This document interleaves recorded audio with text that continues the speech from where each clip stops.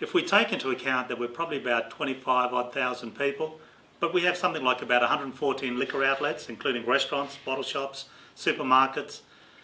Who owns those liquor outlets? Who runs those liquor outlets? Non-Aboriginal people. You continue to make money off people's misery. You complain about the people you make money off. It has to stop. That is antisocial behaviour. It's not just racism, it's antisocial behaviour. You are feeding the behaviour that you complain about. And unless you do something to change your behaviour, one would suspect that other people's behaviour isn't going to change.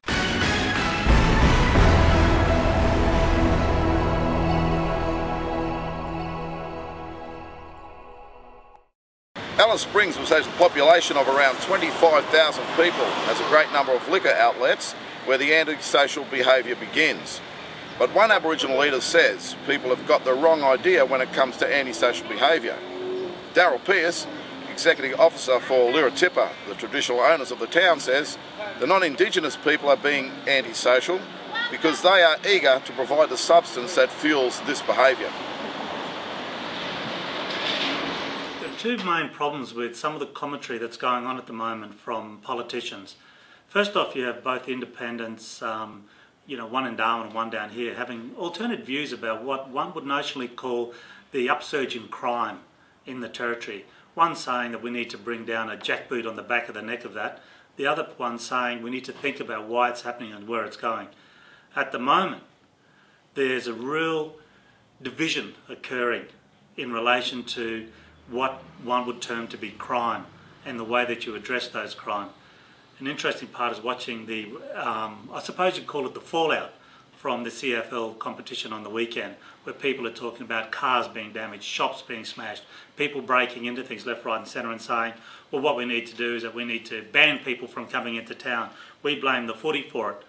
There doesn't seem to be people taking a lot of personal responsibility as non-Aboriginal residents of the town. So when we hear the word antisocial, what we're really talking about is a black-white divide. It's a key word for saying that antisocial behaviour means that it's black fellas doing things to white fellas. When it's somebody else doing something, it's a crime. So it's white on white, it's a crime, needs to be treated with by the law. When it's a black person doing something, it's antisocial behaviour. Not only do they get the full brunt of the law, but they should also get the full brunt of the politicians. We're watching it very closely in town, the behaviours of some of the mayoral candidates who are, I'm not sure that there's one of them who loves to have the slogan, the vision. It sounds more like it's the division rather than the vision for Alice Springs. So I would suspect that some of the mayoral candidates need to really understand that Aboriginal people are here. You make your money off us. You feed off us. Yet you slag us at every chance you get. You can't continue to do it. There needs to be a concerted effort by those people who are visitors to Central Islander country, both Aboriginal and non-Aboriginal, to work out a new way of living in Alice Springs. A lot of people do tend to take a very simplistic view of the issues that ail Alice Springs, and among them is the fact that we have what they call urban drift, people coming in from communities into town and staying here and perhaps not having a job or anywhere to live and running around and getting into trouble. Now, I think there's some people who think, well, why can't people go back to their own communities and stay there, and then Alice Springs would be a much safer place to be.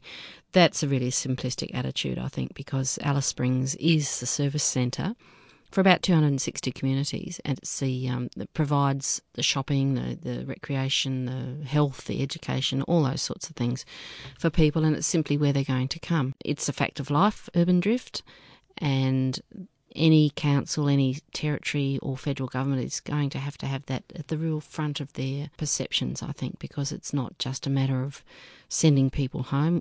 Often there isn't anything to go home to. It's more a matter in a long-term plan of getting people educated and jobs. There are a lot of things happening in Alice Springs working towards that, but at the moment they're not enough to make a big sort of chink in the problem. So the antisocial behaviour is a two-way street. The unfortunate part about it is they only ever look at the black side of the street, not the white side of the street. Just because it's white doesn't make it right.